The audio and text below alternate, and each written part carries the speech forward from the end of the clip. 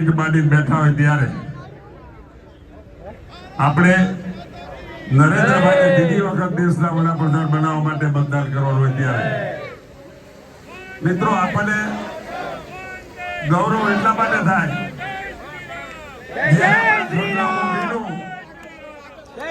ગામમાં માંડ હોય, તાલુકામાં માંડ હોય કે જિલ્લામાં માંડ હોય ત્યારે આપણને ગૌરવ થાય કે અમારા મોભીના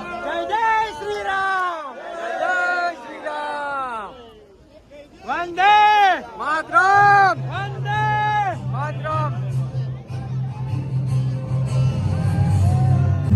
સાહેબની ગાડી આવીને તો હાથમાં વચ્ચે કોઈ ના રહે, પ્લીઝ વચ્ચે કોઈ ના રહે.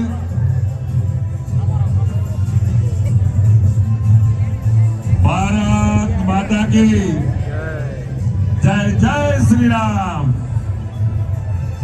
જય જય શ્રી રામ. भारत माता की वंदे वंदे वंदे.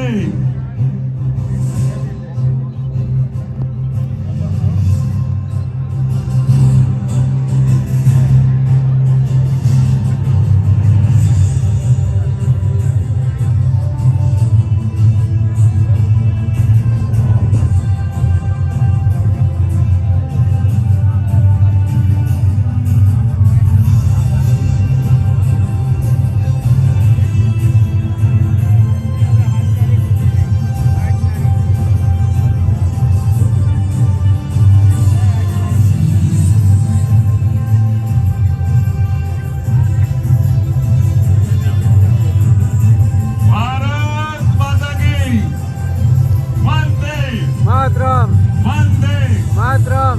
जय जय श्री राम. જય જય શ્રી રામ. जय जय श्री राम. वंदे भारत माता की જય. राम. રામ રામ રામ રામ. ધન્યવાદ.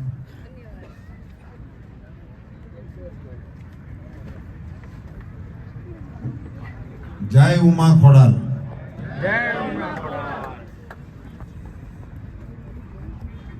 પાટીદાર સમાજના સ્નેહ મિલનના આ કાર્યક્રમમાં મંચ પર બિરાજમાન સમાજના મોભીઓ જે બધા વિશિષ્ટ ક્ષેત્રમાં પોતપોતાનું યોગદાન આપીને સમાજ માટે, રાજ્ય માટે, રાષ્ટ્ર માટે, ઉદ્યોગ માટે, વ્યવસાય માટે કંઈક ને કંઈક પોતાનું યોગદાન આપીને જે ભાગ લઈ રહ્યા છે અને નેતાગીરી કરી રહ્યા છે, એવું વિવિધતા સભર મંચ આપણી પાસે આજે આ દ્રશ્ય એવું છે મિત્રો કે હું નમ્રતાપૂર્વક પાટીદાર સમાજના અંગ તરીકે કહી શકું કે આ બધા ભેગા થઈ અને રાષ્ટ્રને વિકાસની ગતિ આપવામાં પોતાનું યોગદાન આપે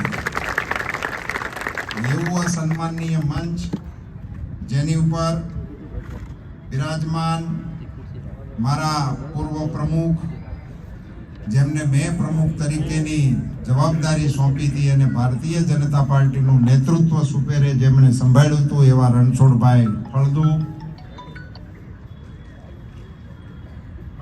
આખા એ દેશના સહકારી નેતા આદરણીય દિલીપભાઈ સંઘાણી, રાજકોટના લોકસભાના સભ્ય ભાઈ શ્રી મોહનભાઈ કુંડારિયા. આ એક એવી લોકસભા છે કે જેમાં લોકસભાનો એક સભ્ય અને રાજ્યસભાના 2 સભ્યો છે. આવી દેશની એકમાત્ર લોકસભા છે. ભાઈ શ્રી રામભાઈ મોકરિયા અને કેસરી દેવસિંહજી ઝાલા આપણા ધારાસભ્ય અને ગુજરાત સરકારના વરિષ્ઠ મંત્રી બેન શ્રી ભાનુબેન બાબરિયા, આપણા ધારાસભ્ય ભાઈ શ્રી રમેશભાઈ ટીલાળા, એવા જ આપણા ધારાસભ્ય દર્શિતાબેન શાહ, એવા જ આપણા ધારાસભ્ય ભાઈ શ્રી કાનાભાઈ, મંચ પર બિરાજમાન આપણા પ્રમુખ ભાઈ શ્રી મુકેશભાઈ દોશી, રાજકોટના લાડીલા મેયર બેન શ્રી નૈનાબેન, આ મંચ પર બિરાજમાન ડોક્ટર વલ્લભભાઈ કથિરિયા, ભાઈ શ્રી ગોવિંદભાઈ પટેલ, ભાઈ શ્રી અરવિંદભાઈ રયાણી, ડોક્ટર ઘોડાસરા સાહેબ, ધનસુખભાઈ ભંડેરી અસને શોભાવી રહ્યા છે એવું માનનીય સન્માનનીય મંચની સામે બેઠેલા સૌ ભાઈઓ બહેનો યુવાન દોસ્તો પત્રકાર મિત્રો સૌને મારા જાજાથી રામ રામ. રામ રામ. આપ બધાને ખ્યાલ છે લોકશાહીનું પર્વ આખો દેશ મનાવી રહ્યો છે અને આખા દેશે તૈયારી કરી લીધી છે કે ત્રીજી વખત નરેન્દ્રભાઈ મોદી સાહેબને વડાપ્રધાન બનાવવાના છે. ત્રીજા ચરણનું મતદાન 7મી તારીખે થવાનું છે એટલે ચૂંટણી પણ એના અડધા તબક્કે પહોંચી ગઈ છે એમ કહી શકાય. અને એવા માહોલમાં પણ વડાપ્રધાન પદની દાવેદારી કોઈ કરતું નથી. ભારતીય જનતા પાર્ટી અને ભારતીય જનતા પાર્ટીના ઉમેદવાર નરેન્દ્રભાઈ મોદી એક જ વડાપ્રધાનના દાવેદાર છે. બાકી તો ચૂંટણી છે, બધા લડે છે, શેને માટે લડે છે એ ખબર નથી, પણ લડે છે. દેશનું સુકાન કોને સોંપવું એને માટેની ઐતિહાસિક નિર્ણય લેવાની ઘડીએ રાજકોટની અંદર પાટીદાર સમાજે એકઠા થઈને એને દિશા આપવા માટેનો જે પ્રબળ પ્રયાસ કર્યો છે એટલા માટે હું પાટીદાર સમાજને અભિનંદન આપું છું. હું ઉમેદવાર છું અને મને મત આપો એવું કહેવા માટે જ હું આપની વચ્ચે આવ્યો છું. પણ મેં જે તમારી પ્રશંસા માટે શબ્દો કહ્યા એ માત્ર મારી ચૂંટણી માટે નથી કહ્યા, આ દેશના મતદાતાઓને દિશા દેખાડવા માટેનો પણ પ્રયાસ છે. ચૂંટણી કયા તબક્કે ચાલી રહી છે મિત્રો? જ્યારે ભારત વિશ્વગુરુ બનવાની દિશામાં પગલા માંડે છે, જ્યારે મોદી સાહેબ વિશ્વ નેતા તરીકે ઉભરી રહ્યા છે, જ્યારે ભારતની શાખ દુનિયાની અંદર વધી રહી છે, ભારતની અંદર ઉદ્યોગ ધંધા અને આર્થિક ગતિવિધિઓ દુનિયાને ઉડીને આંખે વળગે એવી રીતે આગળ વધી રહી છે. દેશની અંદર જે પ્રકારનું માહોલ બનાવવાનો મોદી સાહેબે પ્રયાસ કર્યો, 2014માં આપણે 11મા નંબરે હતા અને એ 11મો નંબર પાછલા 10 વર્ષ પહેલા 11મો જ હતો. ડોક્ટર મનમોહન સિંહજીની 10 વર્ષ જે સરકાર ચાલી એમાં પણ ભારતનો નંબર ત્યારે 11મો જ હતો. 4માં 11મા નંબરે હતા અને 14માં 11મા નંબરે હતા. પડ્યા ભાવમાં હેલ્યું. 10 વર્ષનો સમયગાળો જેમાં દેશ એક ડગલું પણ આગળ ન વધી શકે એ સરકારનું નેતૃત્વ કરનારી કોંગ્રેસ પાર્ટી અત્યારે દેશની અંદર મતની ભીખ માંગીને એમ કહે છે કે અમને તમે દેશ સોંપો તો અમે વળી પાછું કાંક કરીએ. હવે આ માંડ પાટે સીડ્યું છે, મોરો ખાઓ.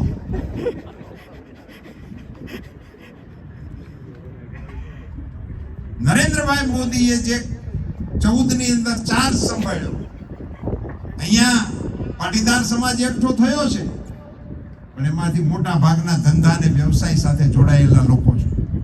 એટલે આપને સમજણ પણ હોય 2014માં આપણા દેશનું આર્થિક ચિત્ર કેવું હતું. દેશની બેંકો 1 લાખ કરોડ રૂપિયાના માઇનસ વહીવટમાં હાલતી હતી. 50 રાષ્ટ્રીય બેંકો ઉપર આરબીઆઈની છાપ લાગી ગઈ હતી, એના ઓબ્ઝર્વેશનમાં આવી ગઈ હતી. અને જે બેંક રાષ્ટ્રીય આરબીઆઈના ઓબ્ઝર્વેશનમાં આવે, દિલીપભાઈ અમારું બેંકનું ને એવું જોવે છે એટલે એમને ખ્યાલ આવે કે પછી કોઈ કારોબાર ન થાય, બધી ચીજમાં આરબીઆઈની પરવાનગી લેવા જવી પડે. એવી 50 બેંકોની આ સ્થિતિ હતી. લગભગ ઉઠી જવાની સ્થિતિમાં આપણે પહોંચી ગયા હતા. હું તો ભગવાન ભોળાનાથનો પાડ માનું છું કે મોદી સાહેબ 14મા દેશના વડાપ્રધાન બન્યા, નહીતર ભારતની સ્થિતિ પાકિસ્તાન કરતા ખરાબ થઈ. હું આજે તમારી વચ્ચે ભારતીય જનતા પાર્ટીના ઉમેદવાર તરીકે આપને જ્યારે મત આપવાની અપીલ કરવા માટે આવ્યો છું ત્યારે ગર્વભેર કહી શકું, ભારતીય જનતા પાર્ટીના 10 વર્ષના શાસનમાં નરેન્દ્રભાઈના નેતૃત્વમાં આજે આપણા દેશની બેંકો 2 લાખ કરોડના પ્લસમાં હાલે છે.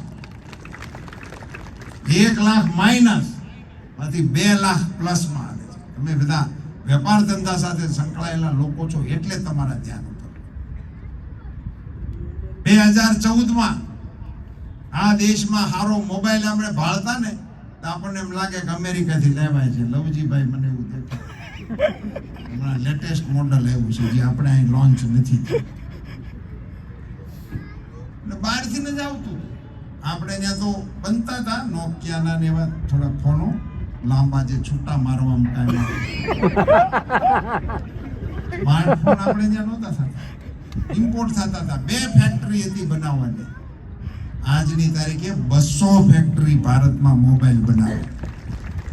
અને 14માં જે 2 જ ફેક્ટરી હતી, ગયા વર્ષે 1 વર્ષની અંદર $10 બિલિયન ના મોબાઈલ ભારતે એક્સપોર્ટ કર્યા. જે આપણે ઇમ્પોર્ટ જ કરતા હતા એને એક્સપોર્ટ કરવાનું કર્યું. મિત્રો, આપણા દેશમાં હારા કાર્ટિસ નહોતા બનતા, કાર્ટિસ ઇમ્પોર્ટ કરવાના. હવે ધારો કે શરૂ થઈ ગયું હોય એકાદા સીમાડા ઉપર અને કન્ટેનર ન પહોંચ્યું હોય તો આ થોડી ફેક્ટરી છે તો ઊભી રખાય, પછી ત્યાં બળિયા લઈને જવાય. કેવી રીતે આ લોકોએ શાસન ચલાવ્યું એ મને નથી સમજાતું. આપણા આદરણીય વડાપ્રધાન શ્રી નરેન્દ્રભાઈ મોદીએ કોરોના કાળખંડની અંદર એક આત્મનિર્ભર ભારતનો નારો આપ્યો છે. અને આત્મનિર્ભરના નારાની સાથે આ દેશે તમામ ક્ષેત્રની અંદર આત્મનિર્ભર થવા માટેના પ્રયાસો કર્યા. અત્યારે ફાઇટર વિમાનથી માંડીને ટેન્ક સુધીની તમામ ચીજો મેડ ઇન ઇન્ડિયા બનાવવા માંડી. એક જહાજ મોદી સાહેબે આપણા નૌકાદળની અંદર જોડ્યું, વિક્રાંત નામનું એક જહાજ. એક જહાજની કિંમત 20,000 કરોડ રૂપિયા. એક જહાજની લોન્ચ કર્યું સાહેબ. ત્યાં સુધી હું આ ગૌરવશાળી સભાની સામે કહેતા મને એટલો બધો હરખ થાય છે. આઝાદીના 75 વર્ષ પછી આપણા ભારતના નૌકાદળના જહાજની અંદર બ્રિટિશરના વખતનું એનું નિશાન લાગતું હતું. આપણા નૌકાદળના બેડામાં અંગ્રેજોનું જે નિશાન હતું એ 75 વર્ષ હાલ્યું. આ વિક્રાંત જે 20,000 કરોડ રૂપિયાનું એક જહાજ મોદી સાહેબે નૌકાદળની અંદર સામેલ કર્યું ત્યારે એ નિશાનને ભૂલી નાખ્યું. તાળીઓ બચાવી રાખો, તાળીઓ બચાવી રાખો. એ નિશાન ભૂલી નાખ્યું ને એને માટે તાળી પાડવાની જરૂર નથી. મોદી સાહેબે તો ઘણું ભૂલી નાખ્યું છે. હજી ઘણું ભૂંવાનું બાકી છે.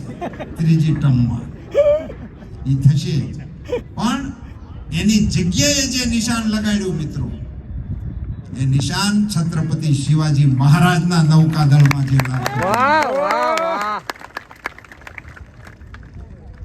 હું આ સભાને પૂછવા માંગુ છું કે તમને એવો કલ્પનામાં વિચારે આવે છે કે આ દેશના વડાપ્રધાન અગર નરેન્દ્રભાઈ મોદી ના હોય તો છત્રપતિ શિવાજી મહારાજના બેડાનું નિશાન એ ભારતના નૌકાદળ ઉપર લાગે ખરું? ના લાગે, ના લાગે. આની યાદ બંદૂકો છે. જવાનો એના ઈ છે, એમાં ભરતી નવી સરજી જેટલી થતી હોય એ થઈ હોય, પણ મોટા ભાગનો કાફલો એનો ઈ જ છે. પણ કાશ્મીરની અંદર આપણા જવાનો ઊભા રહેતા હતા અને જે તિરસ્કારનો ભોગ બનતા હતા, કોઈ પણ રાષ્ટ્રપ્રેમી નાગરિકની આંખો નીચે ઝૂકી જતી હતી. એવા દ્રશ્યો આપણે જોતા હતા. કારણ એ જવાનોમાં કમજોરી નહોતી, એ તો મર્દના બચ્ચા છે. એના આકાઓને એના ઘરમાં જઈને મારીએ એવા ઈ જવાનો છે આપણા દેશ. એને કોઈનો ડર નહોતો, પણ એને કોઈ હુકમ આપવા વાળું નહોતું. બંદૂકો હતી પણ એની આંગળીને ખેંચવા માટેની તાકાતે હતી, પણ દિલ્હીથી ઓર્ડર આપે એવો કોઈ જણ નહોતો. નરેન્દ્રભાઈ મોદીએ કીધું કે આ દેશની સલામતીની આડા જે કોઈ આવતા હોય એનો હિસાબ તમે કરી શકો છો. આજની ઘડીને કાલનો દી આ રાજકોટ તો ઉદ્યોગ ધંધાનો માટે પંકાતું નગર છે. આખા કાશ્મીરનો સ્મોલ એન્ડ MSME ઉદ્યોગ જે હતો પથ્થરમારાનો બંધ થઈ આખો ઉદ્યોગ બંધ થઈ. ભરા થઈ ગયા 5. દાખલો નથી કર્યો. પાણા ક્યાં ગયા ને પાણા વાળા ક્યાં ગયા એને જ જડતા. આખો દેશ અને દુનિયા ફરીથી ભારત માતાના મુકટ જેવા સ્વર્ગની અંદર ટેસથી ફરે છે. કાશ્મીરના લોકો આવકારે છે. છાશવારે આતંકવાદી હુમલા થતા હતા, સેનાના જવાનો ઉપર થતા હતા. બસ સ્ટેન્ડમાં થાય, દવાખાનામાં થાય, હોટેલમાં થાય, ટ્રેનમાં થાય. અને એક નિવેદન આવે, સાખી નહીં લે, કડક શબ્દોમાં વખાડી એટલે જમી લીધું. સાખી લેવાની ક્યાં કરો? કશું કરતા જ નહોતા. આવા સંજોગોમાં આપણને મળેલા ભારતને આતંકવાદ મુક્ત કરવાનું અને ઝીરો ટોલરન્સની નીતિ ત્રાસવાદ સામે અપનાવીને આ દેશને શાંત કર્યો. અને એને પરિણામે આજે આખા વિશ્વમાં મૂડી રોકવા માટેના શ્રેષ્ઠ સ્થળ તરીકે અગર કોઈ દેશ હોય તો એનું નામ ભારત છે, એવું મોદી સાહેબે કહ્યું. મિત્રો, મોદી સાહેબ ચૂંટણી પછીનો રસ્તો કયો લેવા માંગે છે? વિકસિત ભારત બનાવવાનો, આ દેશને વિકસિત રાષ્ટ્રોની હરોળમાં ઊભો કરવાનો. અને એને માટેની તૈયારીઓ એમણે શરૂ કરી દીધી છે. અત્યારે તો ચૂંટણી હાલે છે. મહિના 1.5 મહિનાથી તો સરકાર ચૂંટણીની અંદર વ્યસ્ત છે. છતાં પણ ન્યૂઝમાં હું વાંચું છું, સાંભળું, જ્યારે દેશને મોદી સાહેબ નેતૃત્વ આપતા હોય અને સાથીઓ વિકાસ ચંદ્રની ઉપર આપણા વૈજ્ઞાનિકો પગ મૂકતા હોય, જ્યાં રશિયાનું વિમાન લથડિયું ખાઈને પડી જતું હોય, ત્યાં ભારતનું ચંદ્રયાન એકદમ સોફ્ટલી આપણા કોઈ પાર્કની અંદર, આપણા આ બધા જે પાર્કો છે એમાં ઉતરતું હોય, એટલી સરળતાથી ઉતરતા જોવાના દ્રશ્યો આપણને જોવા મળે. વેક્સિન દુનિયાવાળા હવે બનાવશે, વેચશે, કોણ આપશે, કેવા ભાવે આપશે, એવા સમાચારો હાલતા હતા. એની વચ્ચે ભારતના વૈજ્ઞાનિકોએ એકને બદલે 2 બનાવી દીધી. ને આપણી તો પછી જનસંખ્યા 140 કરોડ. માતાજીની દયા, રંગલ કૃપા માતાજી, મારી ખોળાનો ખુંદનાર દિયોને રનાર. 140 કરોડ ને 2 ડોઝ આપ્યા. આપ સભાના ધ્યાન ઉપર રહે એટલા માટે કહું છું કે અમેરિકાએ એના નાગરિકોને મફતમાં રસી નથી આપી. ઇંગ્લેન્ડે એના નાગરિકોને મફતમાં રસી નથી આપી. મારા દેશના વડાપ્રધાને ભારતના નાગરિકોને મફતમાં રસી આપી. આપણા દેશના નાગરિકોને આપી, 100 દેશ બીજા એને મફતમાં આપી. ને ત્યારે આ લોકો શું બોલતા હતા? રસી લેતા નહીં, આ ભાજપની રસી છે, આ રસી લેહોત નપુસંગ થઈ જાઓ. કોના લાભાર્થે આ બોલતા હતા? શેને માટે આવું બોલતા હતા? લોકો રસી ન લે એમાં તમને શું મળવાનું હતું? હું બહુ નિખાલસપણે કહેવાના મતનો છું. હું એ પક્ષની ટીકા કરવા માટે નથી કહેતો, ચૂંટણીના એજન્ડા તરીકે પણ નથી કહેતો. પણ તમે લોકો રસી ન લે એવું અભિયાન શેને માટે ચલાવતા હતા? લોકો મરી જાય તો એને એક સ્ટેટમેન્ટ કરવું હતું કે નરેન્દ્ર મોદીની સરકાર નિષ્ફળ ગઈ. સરકારને નિષ્ફળ કરવા હાટું થઈને આપણા પાથરા પાડી નાખવા. તો આ લોકો એવું પૂછ્યું કે એના પુરાવા આપો. સર્જિકલ સ્ટ્રાઇકના પુરાવા માંગ્યા. એ જવાનોને અભિનંદન આપવાનું તો એક કર્યું, પુરાવા માંગીને એવું દુનિયાની સામે પેદા કર્યું કે આ કદાચ આ ખોટી માહિતી આપતા છે. આપણા જવાનોના પરાક્રમની ઉપર પ્રશ્નાર્થ ચિહ્ન કર્યો. અને તમારી સમજદારી માટે કહું, સભામાં આટલા બધા વિષયો આટલી ડિટેલથી કહી શકવાનો સમય નથી હોતો, પણ કહેવું છે મારે કે સર્જિકલ સ્ટ્રાઇક અંધારામાં જઈને ગમે એને મારીને પાછા આવી આવો એનું નામ સર્જિકલ સ્ટ્રાઇક નથી. સર્જિકલ સ્ટ્રાઇક આંતરરાષ્ટ્રીય કાનૂન મુજબ કરવાની એક યુદ્ધની કાર્યવાહી છે. એ કાર્યવાહી પ્રમાણે તમે દુશ્મન દેશની અંદર ઉતરી શકો છો એની જાણ વગર, પણ એના દેશના એક પણ નિર્દોષ નાગરિકને માર્યા વગર ફક્ત આતંકવાદીઓને મારીને તમે પરત વી આવો સહી સલામત રીતે, ત્યારે એને સર્જિકલ સ્ટ્રાઇક કરી ગણાય. ધારો કે તમે ત્યાં સર્જિકલ સ્ટ્રાઇક કરવા ગયા ને તમે પકડાઈ ગયા કે મરાઈ ગયા તો એને સર્જિકલ સ્ટ્રાઇક ના કહેવાય. તમે એને મારવા ગયા ને એના નાગરિકો 2-5 મરી જાય તો પણ એને સર્જિકલ સ્ટ્રાઇક ન કહેવાય. અજાણ્યા પ્રદેશમાં, દુશ્મન પ્રદેશની અંદર આતંકવાદીઓનું ઠેકાણું ગોતીને માત્ર આતંકવાદીઓને મારી અને આ મરદના બચ્ચાઓ ભારતની ધરતી ઉપર પરત આવ્યા, એની માટે એક વખત જોરદાર તાળીઓ થાય. એના પુરાવા માંગે છે. અહીંયા 3 ગામને સીમાડે ઢીબી નાખી એને કોઈ દાર્શનિક આ દાર્શનિક પુરાવો જડતો નથી. અજાણ્યા દુશ્મન દેશમાં આપણે પુરાવો લેવા ઉતરવાનું, આપણા જવાનો ત્યાં ઉતરે પછી આને મારે, પછી સરપંચને ઉઠાડવાનો. ભાઈ ઉઠા, આલિયા માલિયા 10 મેર્યા છે એને અમને પહોંચાય એ બધો પંચાયત ઓફિસ ખોલીને આપણને પાવતી આપે. શું વિચારે છે આ? મિત્રો, તમે મને જીતાડવા માટે ભારતીય જનતા પાર્ટીના કમળના નિશાન ઉપર મતદાન અવશ્ય કરો, પણ આવી ઘોર નકારાત્મક માનસિકતા વાળી કોંગ્રેસને સજા કરવા માટે પણ મતદાન કરો એવી વિનંતી કરવા માટે. એને સજા કરવી પડે આ વિપક્ષોને. આ લોકતંત્ર છે. લોકશાહીની માટે તમે જરૂર સરકારની ટીકાઓ કરી શકો, સરકારની યોજનાઓની ખામીઓ કાઢી શકો, એ દેખાડી શકો.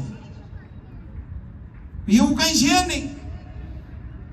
10 વર્ષ તમારા શાસનમાં ભ્રષ્ટાચાર સિવાયની કોઈ ચીજ નહોતી. કોઈ 60 નો ભ્રષ્ટાચાર હાલતો હતો. 10 વર્ષ થઈ ગયા નરેન્દ્રભાઈ મોદીની સરકારને. વિરોધ પક્ષ તરીકે તમે પણ એક આક્ષેપ નથી કરી શક્યા ભ્રષ્ટાચારનો. 30 લાખ કરોડ રૂપિયા 30 લાખ કરોડ રૂપિયા દિલ્હીથી નીકળીને જેનો અધિકાર હતો એના એકાઉન્ટમાં ગયા. કાણી પાય કોઈને ચાખવા નથી મળી. કાણી પાય. આખી પદ્ધતિઓ બદલી નાખી સાહેબ વહીવટની. હિન્દુસ્તાન ભરના ગામડાના સરપંચોના એકાઉન્ટમાં પૈસા જાય, હિન્દુસ્તાન ભરના ખેડૂતોના ખાતામાં પૈસા જાય, હિન્દુસ્તાન ભરના ગરીબ દર્દીઓના બિલ દવાના એના દવાખાનાના એકાઉન્ટની અંદર જાય. અબજો ને કરોડો રૂપિયાની રાશિ જાય. કોઈ દલાલની બધી લાળુ હેઠી પડે છે, કોઈના વાઈટ કેમ કઈ પડતું જ નથી. ઉભે ગળે ખાધું છે ને એના હબાકા આવે છે, એટલે આ ધરપડિયા કરે છે. હવે એ મળવાનું નથી. હવે તો જે અગાઉ ઓગાળ્યું છે એ ઓકાવવાનું છે. કોઈને ઘેરે ઈડી આવે, કોઈને ઘેરે ઇન્કમ ટેક્સ વાળા આવે. એટલે આ કહે છે કે કોંગ્રેસ તો અમારે તો ભાજપ સામે નથી લડવાનું, અમારે તો ઈડી સામે લડવાનું છે. શું કામ આવે છે તમારે ત્યાં? તમે એમ કહેતા હતા કે આટલા કાળા નાણાંની આક્ષેપો કર્યા હતા, આટલા ભ્રષ્ટાચારના આક્ષેપો કર્યા હતા, કાંઈ મળ્યું નથી. હમણાં એક કોંગ્રેસના સંસદ સભ્યને ઘેરે રેડ પાડવા ગયા ઇન્કમ ટેક્સ વાળા. 350 કરોડ રૂપિયાની રોકડી નોટું પકડાય. 350 કરોડ રૂપિયા રોકડા. આ લોકો તો જીપુમાં ગયા હતા, એમાં નાખે ડમ્પર મગાવવા પીડ્યા. ત્યાં ઈડી વાળાને પોલીસ વાળાને મોકલી, હું પ્રાથમિક શિક્ષકોને મોકલવા, આપણી પાસે કાંઈ હોય તો જમા કરાવવા વિનંતી.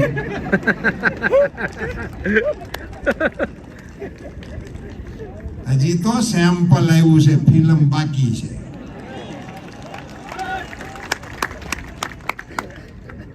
ત્રીજી ટર્મ પછી તમારે દેશની જનતાને કોઈને ગોતવા નહીં પડે. મોટા ભાગના ફર્સ્ટ ક્લાસ જે આરામના સ્થાનો છે ને તિહારની લાઈનમાં ત્યાં બધા મળશે. એને માટે ભારતીય જનતા પાર્ટીની સામે સીધી રીતે નહીં લડી શકનારાઓ વાતાવરણની અંદર ક્ષુબ્ધતા ફેલાવીને વાતાવરણને કલુષિત કરીને મત માંગવા માટેની કોશિશ કરનારી કોંગ્રેસને પાઠ ભણાવવા માટે આ ચૂંટણીની અંદર મિત્રો ધૈર્યપૂર્વક સંયમપૂર્વક મતદાન કરજો. એક પણ મત પડ્યો ના રહે એની કાળજી રાખજો. હું અહીંયા સમાજના ઘટક કરનારા આગેવાનો જે બેઠા છે, નાના મોટા સમાજના જે પ્રમુખો બેઠા છે, નાના નાના યુનિટના પરિવારના જે વડાઓ બેઠા છે, એ બધાને મારી વિનંતી છે કે આપના પરિવારનું 100% મતદાન થાય એને માટેના પ્રયાસ કરજો. 100% મતદાન, 50%, 80%, 60% એવું નહીં, 100% મતદાન. મને પાકો ભરોસો છે સાહેબ, રાજકોટે કેટલાય નવા ચીલા પાડ્યા છે. હું રાજકોટની ઘણી સભાઓમાં કહું છું કે વિઠ્ઠલભાઈએ બેંક સંભાળી, દિલીપભાઈ અહીંયા સાક્ષી છે, એમણે એ વખતે સરકારોની અંદર કોઈ યોજના નહોતી ત્યારે ખેડૂતોને 0% પૈસા આપવાની પ્રણાલી રાજકોટ ડિસ્ટ્રિક્ટ કોઓપરેટિવ બેંકે પાડી હતી. અહીંયા મોરબી જિલ્લાના આગેવાનો બેઠા છે. આખા એ દેશમાં મહિલાઓ દ્વારા દૂધ સંઘ હાલતો હોય એવો એક જ દૂધ સંઘ એ મોરબીની અંદર છે, ક્યાંય નથી, આખા દેશમાં નથી. હું ડેરીનો મંત્રી છું. તો આવા તમે નવા ચીલા પાડી શકતા હો તો 100% મતદાનનો શીલો ભલે રાજકોટથી શરૂ થાય